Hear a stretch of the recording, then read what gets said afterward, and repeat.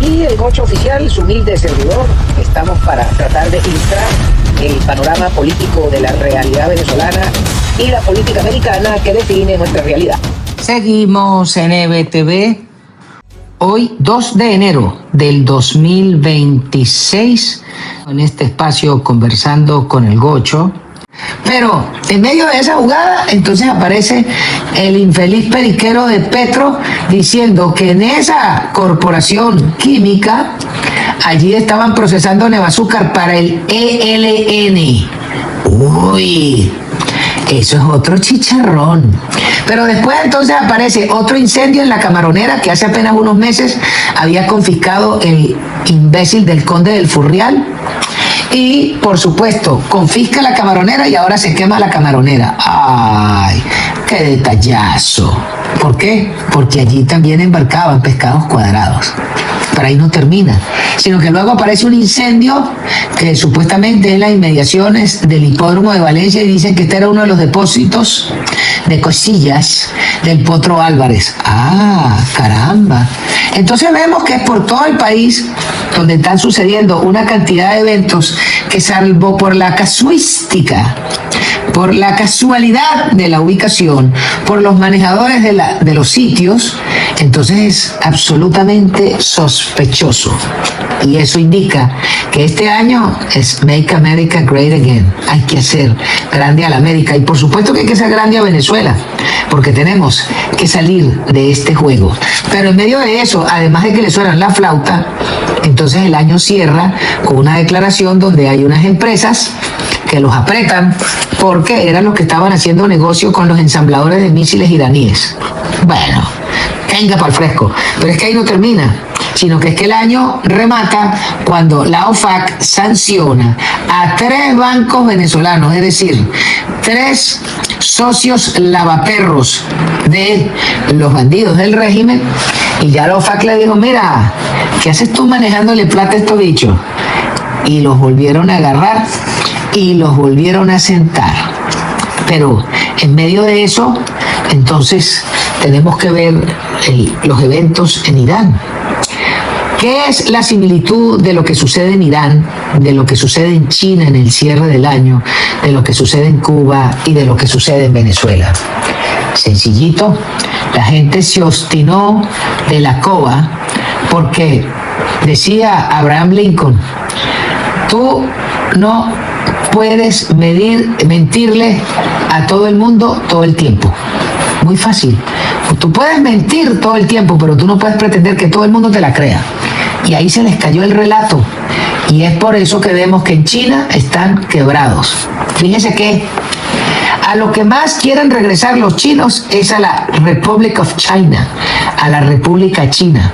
Porque la República China tiene 120 años, mientras que la República Popular China, que es lo que viene del comunismo, tiene apenas como 80 años. Esa es la verdad, que la gente quiere regresar a su República China y que la representación de eso está en Taiwán. Y por eso es que en China, en todas partes, la gente cada vez que puede pinta con carboncillos debajo de los puentes ROC, Republic of China. Pero es que además de eso, hay una estatua al profesor chinchuflado cualquiera, que es el fundador de la República China, y la gente fue a protestar alrededor de la estatua. ¿Y qué fue lo que hizo el gobierno comunista? Lo rodeó de policías para que nadie se acercara a la estatua en la plaza. Bueno, fácil. Llegó un momento en que los policías se retiraron del sitio después de la medianoche del Año Nuevo. ¿Y qué hizo la gente? Después de medianoche se congregaron en la plaza del fundador de la República China. Allí está claro que le están diciendo a estos tipos, la religión del partido no me convence. La coba comunista china no me convence. Y los jóvenes chinos lo que quieren es propiedad, libertad y prosperar y echar para adelante y tener una familia. Y eso evidentemente no se está logrando con el culto al partido, que no es más que una representación totalitaria del libro 1984 de George Orwell. Pero así como está sucediendo en China, está sucediendo igual en Irán. es que los ciudadanos iraníes se obstinaron del culto al Ayatollah Khomeini y ahora al Ayatollah Ali Khamenei, y la gente está obstinada, porque la gente dice, ya va, yo con el Corán y con el cuento de las 73 vírgenes que me esperan después de muerto, yo con eso no como, hermano. Yo para poder vivir necesito agua, y si algo no tienen los iraníes es que la crisis de agua es peluísima. Pero es que no solo no tienen agua, es que la moneda no les vale nada, se les devaluó. Pero es que además, como no tienen agua, no producen alimentos, los tienen que importar. ¿Y con qué moneda van a importar si no tienen generación de divisas? Porque las empresas que podían haber generado en divisas se gastaron toda la plata entre lo que se robaron los bandidos de las fuerzas hambreadas iraníes, más el grupo de los ayatolas que están pegados al corte del poder, más la estupidez de que el gasto más importante de inversión del Estado se hizo fue en armas y tratar de tener una bomba nuclear en vez de invertir en cómo tener agua. Bueno, ahí les está cobrando alquiler. Están pa'l perro. Y así como en China quieren regreso a la República de China, en Irán quieren regreso a la monarquía de los Pahlavi. Imagínense, cuando se consideraba que el Shah Reza Pahlavi, que era una rata y todo lo que tú quieras, sí, pero la economía de Irán era la 9ª economía del mundo. Hoy en día la economía de Irán pa'l perro, pero además sin agua, y la gente se obstinó del cuento de Mohammed el Machete, y a las iraníes están protestando y quitándose el chador de frente y ven a meterte conmigo. Pero, ¿qué pasa? Que ese pueblo iraní por lo menos tiene una idea de regresar a la monarquía, inclusive los jóvenes que no la vivieron, porque al Shah se lo soplan a partir del año 79, y de eso van casi 47 años. ¿Y qué pasa? Bueno, que el grueso de la gente que vive hoy en Irán no habían nacido cuando se soplaron la monarquía, y hoy son los jóvenes los que están pidiendo el regreso de la monarquía, porque lo plantean como un retorno idílico a algo que tiene que ser infinitamente mejor que esta basura socialista teocrática que se dejaron sembrar. Pero quizás lo interesante es que el descalabro de la China, el descalabro de Irán, el descalabro de Bashar al-Assad no es más que el descalabro de la rata del enano Putin.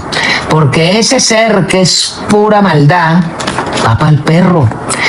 En Ucrania lo llevan arreado, la economía rusa está en el traste, sobre todo porque tienen casi 1.300.000 bajas, y no estoy hablando de muertos, sino individuos que participaron en el molino de carne, y hay una cantidad de individuos que están lisiados, que no van a poder ser productivos. Pero es que además de que tienen 1.300.000 bajas en Rusia, entonces hay por lo menos 3 millones de jóvenes rusos que se dejaron el pelero y dijeron, mira, Vlad, por ti irá a morir la mamá de Tarzán, pero yo me voy para Sevilla, yo no me muero a nombre tuyo para ir a echarle un problemón a los ucranianos, que no son ninguna peritas en dulce, pero bueno, ese es su país, ¿vale? ¿Qué hago yo allá? ¿Qué voy a hacer yo ir a morirme allá como un imbécil? Eso es lo que estamos observando en el arranque del nuevo año, y todo eso pinta para los venezolanos de forma estupenda, porque el cerebro del mal, de la destrucción del aparato productivo venezolano, que fue acabar con PDVSA para que la producción rusa ganara muchísimo más dinero con nuestros mercados, bueno, ahí se están cayendo como un plátano. Entonces, la caída de este infeliz Vladimir, la caída de Xi Jinping, y además el acoquinamiento de los bandidos venezolanos, y por supuesto la superquiebra de los castristas cubanos, y lo que falta es que la rata de Evo lo lleven ante la justicia, todo esto indica que la agenda que se planteó el presidente Trump de mejorar su continente es una realidad. Pero la cancioncita que dice trompa que quiera, trompa todo el mundo, es la otra realidad. ¿Y por qué? ¿Porque es Trump? No, porque es el pragmatismo de lo que significa la sociedad americana, donde se respeta el Estado de Derecho y que los preceptos de esa nación son el respeto a la vida, la libertad y la propiedad. Y cuando vemos que eso es lo que está teniendo éxito, quizás en Venezuela hay que insistir. Necesitamos que la señora Machado haga el negocio necesitamos que la señora Machado se sacuda a estos petustes porque no representan ningún triunfo, representan un pasado de perdedores, un pasado de losers. Y hay que recordar aquel refrán que dice: con bobos ni a misa porque te hacen arrodillar antes de tiempo. Y sobre todo porque hay gente que se está quejando porque algunos individuos que opinamos en las redes hacemos el reclamo. ¿Dónde está la señora Machado y sus voceros calificados que valga la pena quererles oír? Entonces vemos una cantidad de vírgenes y bestades quejándose porque uno exige que dónde está el negocio que se tiene que hacer con los americanos para terminar de ponerle el cascabel al gato. Entonces le reclaman a uno: ¿acaso que el problema es el mensajero? ¿Ah? El problema es el mensaje. Necesitamos cuadrar eso. Y el que tenga dudas de que eso es un derecho esencial de los venezolanos, quizás hay que recordar nuestra historia reciente. Es que hay un señor que fue corredactor de la Constitución de 1812, que se llama el señor Francisco Yáñez, que dijo en su libro Manual Político del Venezolano de 1829, y allí establece cuáles son las exigencias que tienen que tener los ciudadanos para con su cuerpo político. No lo digo yo. Lo dijo Francisco Yáñez en 1829, antes de que se separara Venezuela de Colombia y arrancara la República con el general Páez. Y allí lo escribía claramente. Él dice que Venezuela, ese libro de manual del político venezolano, hay que dejar claridad en la libertad, la propiedad, la seguridad y un concepto francés de la igualdad. Vamos a comerciales y ya seguimos.